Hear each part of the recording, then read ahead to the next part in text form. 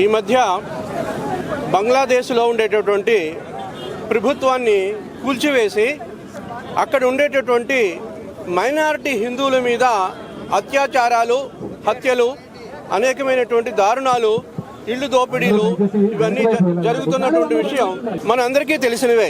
ప్రపంచంలో అనేక మానవ హక్కుల సమితులు ఉన్నాయి.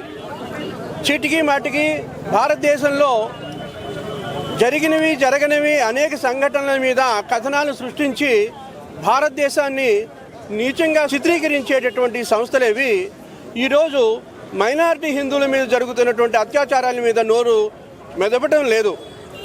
అలాగే అనేక దేశాలు కూడా ఈరోజు మౌనాన్ని వహిస్తున్నాయి. ఈ స్థితిలో ప్రపంచవ్యాప్తంగా ఉండే హిందువులందరూ గళం విప్పాలి. ప్రపంచ హిందువులంతా ఏకమై బంగ్లాదేశ్లో మైనారిటీ హిందువుల మీద జరుగుతున్నటువంటి అత్యాచారాల్ని ఖండించవలసినటువంటి అవసరం ఉన్నది. అంతేకాదు, ఈరోజు బంగ్లాదేశ్ అనే చెప్పబడుతున్నటువంటి ఒక దేశము ఈ భారతదేశం యొక్క భిక్ష. భారతదేశం లేకపోతే బంగ్లాదేశ్ అనేటటువంటి దేశం ఉండేది కాదు.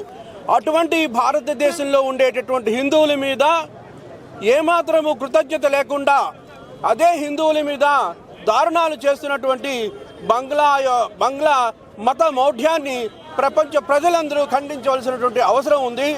అందుకు గాను ఈరోజు ఆ బంగ్లాదేశ్ 1971 ఆ యుద్ధానికి ఒక చిహ్నంగా, ఆ విజయానికి ఒక కేతనంగా మనం నిర్మించుకున్నటువంటి విక్టరీ టవర్ వరకు ఈ అమ్మవారి గుడి దగ్గర నుండి ర్యాలీ చేయడానికి ఐక్య హిందూ సంఘాలని నిర్ణయించుకున్నాయి.